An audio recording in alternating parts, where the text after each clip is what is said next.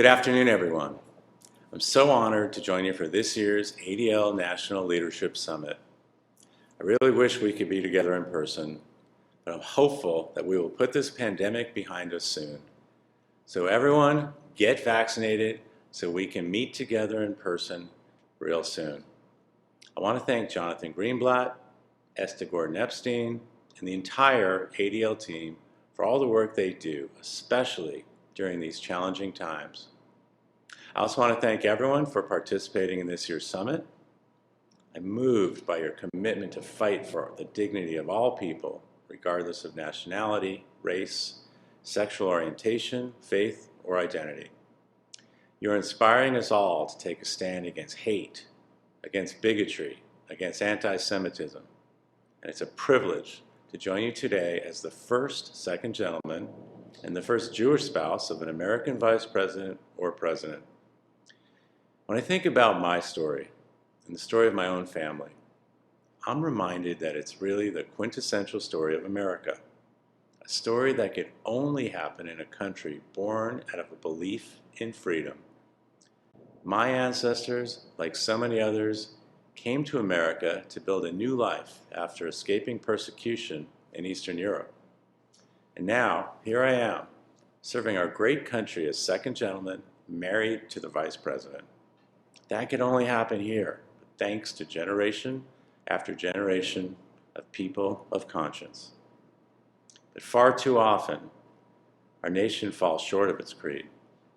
This is something I couldn't stop thinking about after visiting the Tree of Life Synagogue last October. I joined the families of survivors and the Squirrel Hill community to mark the anniversary of that horrifying attack. We honored the memory of those taken from us. People shot and killed just for attending Shabbat services. People who were just going on about their lives, practicing faith and justice and love. Tragedies like this have no place in our society, and inaction should never be an option. Our goal as a government and as a country should be to open any door blocked by bigotry. Our mission should be to shine the light of justice on any corner darkened by discrimination. Our purpose should be to close the health and economic gaps laid bare among communities of color during this pandemic, to reverse the rising tide of anti-Semitism, Islamophobia, xenophobia, homophobia, any form of hatred around the world, and now to oppose with every fiber in our being the gut-wrenching growth in anti-Asian attacks we've seen over the past year. If we really want to build an America where equity is our guide, justice is our North Star, and everyone belongs, then we must root out prejudice wherever it exists. We have to rid our discourse of defamation. We have to reaffirm our values of love of peace and our fidelity to fairness in policy and practice. We have to, in short, follow the ADL's lead. For many, ADL is the go-to source of data on anti-Semitism, hate crimes, and this disinformation that's going all over social media. This is the place that shows up. It shows up for the Asian American community in this period of unprecedented violence. This is the group that stands up for the civil liberties of our LGBTQ Americans. And it stands firm alongside the Black community and other communities of color against racial injustice and policing.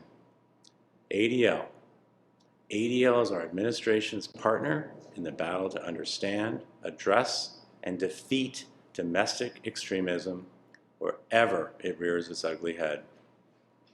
And it's the force educating students and activists and anyone who will listen about what America can be at its best. A place where all of us can participate in our democracy.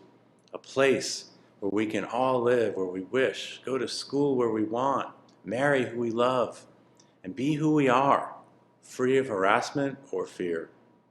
And when we move away from these values, when we allow ourselves to be divided, we invite dangers we can't control. January 6th, That was a vile manifestation of what happens when we allow unhinged extremism to grow.